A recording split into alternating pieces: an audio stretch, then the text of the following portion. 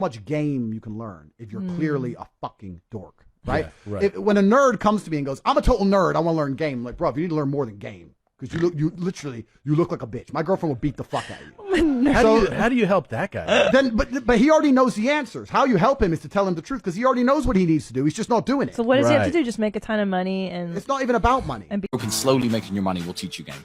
Because you learn it at all stages. You learn from, okay, I've got enough money to buy this girl 2 drinks. Let me make the conversation last longer. You go from there till, I'll just invite 30 girls to the club and see what happens. You see it every step of the way up. Social media has not been used by humans in general throughout evolutionary history. It's since around 2006 that we have only used social media. It's absurd to say that because this is an experiment, it must be men because they are men.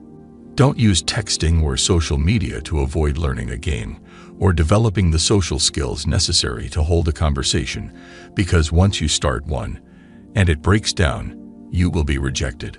Over-reliance on digital media is common. There is an excessive reliance on the social media buffer. Grandpa Rollo used to go to the clubs in Hollywood and go fishing where the fish were when there was a local intimacy marketplace. You just need to do it and learn that thing by doing it. Find out what doesn't work and what doesn't. That has to be surprising. Everybody has the game.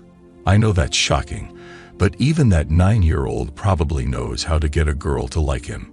Face-to-face interaction is usually required. This is not just a man or a woman thing.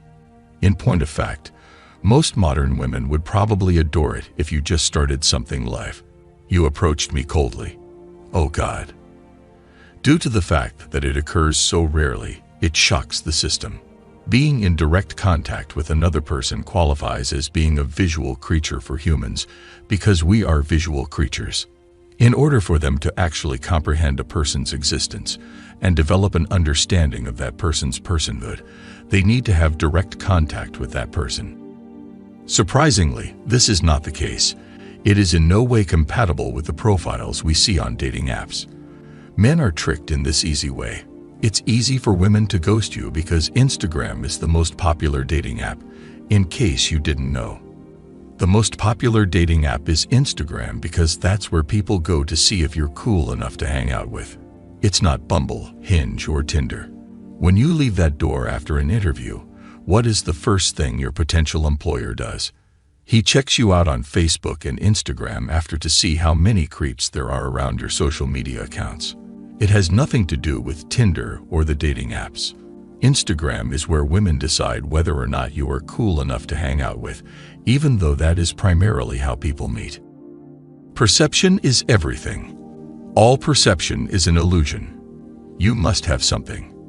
Are you staying cool during a yacht party? Are you riding in a Lambo? In most cases, they will reject you completely if you are on a tractor in the Midwest. They won't want you to be their friend or their intimate partner.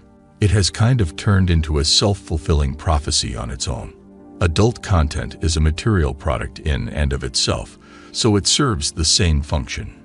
Dating apps are, in essence, an easy way to avoid confronting life.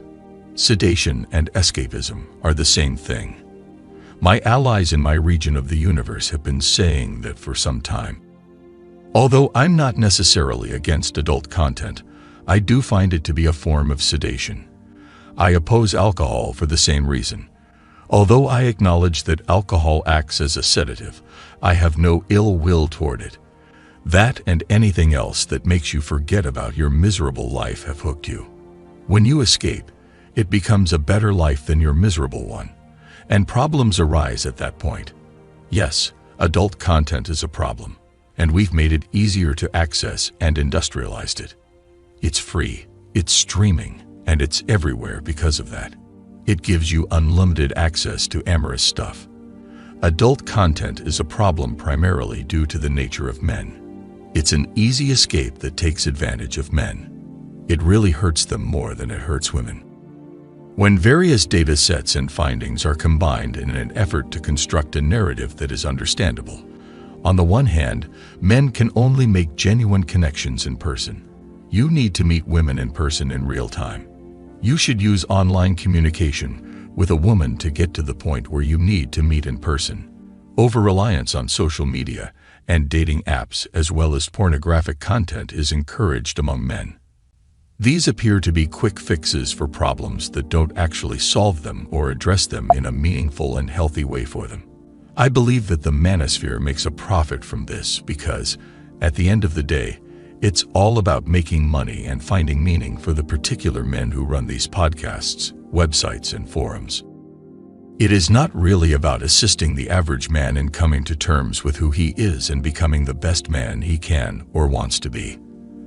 That's my tangent about our contemporary dating landscape, where men are the primary customers and consumers, but where men's needs and well-being are completely at odds with the one forum and form of interaction. That is tragic, as demonstrated by the fact that most women do not use dating apps. Because it is so algorithmic and strategic, it is obvious that it is not a place for any human being to be healthy, productive, or well-rounded.